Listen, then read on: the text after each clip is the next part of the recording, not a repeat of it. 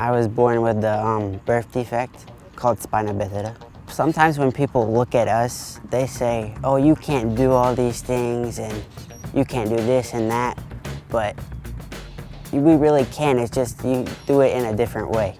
We learned that Zach was going to be coming to Frostproof Middle Senior High School as a 6th grader, and knew that there was some adaptive opportunities for him inside of the track and field sport, that he could be able to compete in the district, regional, and state level.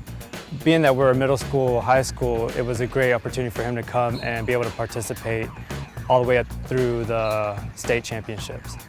When I came here, one of the teachers told me about it, and so I just decided to come out and try it. And then when I came out, I really got hooked on it. It keeps me active and going and in shape and just active. When I first was starting to coach Zach, I took the same approach as if I were to coach my regular athletes, with repetitions and basically training him with his stamina and getting him to try to get his times to get lowered by timing the repetitions that we would do on the track. Yeah, we practice after school and we just do a whole bunch of laps to keep my endurance going, and then we do starts to keep me fast starts, and then do some sprints and stuff like that. Well, Coach Wood, he got me started first. He, helped me get going, and he's a good coach, and I like him a lot. And then when my uncle came here, he's been a mentor and just helps me keep going and pushes me a lot. When you go to a track meet and you're the only adaptive athlete there, that might be a difficult thing to be able to compete at a higher level at those kind of meets. But once he gets up to the state meet, he's able to find some competition there, as well as outside of the high school scene, where he can go like AAU or club track and adaptive track outside of the high school that he can compete in, that he'll find more competition at. But on the high school setting, high school level, that's probably one of the things that I saw the most. Well, he definitely brings a fresh perspective, because I think he's facing the hardest battle, and that's coming out there every practice and still working hard. And that's an inspiration, because you're not beating somebody out for a spot. You're working hard to prove to yourself that you deserve to be out here. And there was plenty of days where we sat down and he talked and I talked, and he wants to be out here, and it's not easy. It's not easy to show up, sweat and bleed and shed some tears just to prove a point. But he's laying the foundation, he's laying that path so that next adaptive athlete comes out here and does the same thing. What I would love to see is that he is that trailblazer, that more schools have the adaptive programs.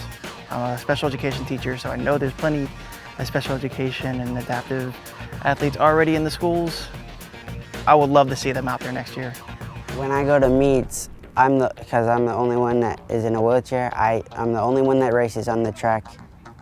I race by myself every meet until I get to state. For me, it's, just the willingness to keep going, because I don't have any competition all year, so it's hard to just keep going and, push yourself more.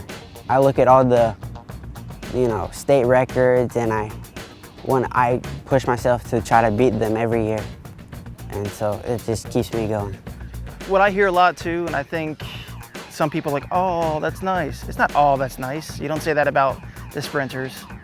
That's an athlete out there right there that could probably beat you in any other sport. He does it differently. So the misconception is good for him. It's not good for him. His times get better, his distance and throwing gets better, and that's his hard work. So I guess if somebody's watching him, don't feel sorry for him, because he was out there working as you were in the air condition enjoying your day off. Cheer him on, absolutely. It's all about inclusion. You walk through the hallways, you go to Publix, you see any of these things, people with disabilities all around. It makes us feel comfortable to kind of put them in a different category. When you see an athlete come out here that does it differently than everybody else, and he's good at it, it kind of makes you accept him. And and accept the next athlete. So when you see the other athletes competing, that are competing with disabilities, they're just like you and I. You know, they're gonna have those stories, you know, talking to their kids later on. Oh, I did this when I was younger, and I did it in 110-degree weather. And, so I think it's really important, any athlete out there that wants to come out, show what you got, show it, make the sport bigger. I would like to go to college after school and do track in college and hopefully get to the Paralympics too. I like sports, so I kind of want to be like a sports commentator or something like that. If your school has adaptive athletes, get them out there. It's not easy and it's going to be a struggle, but they deserve it. You know, make them interested in school by getting them interested in after school.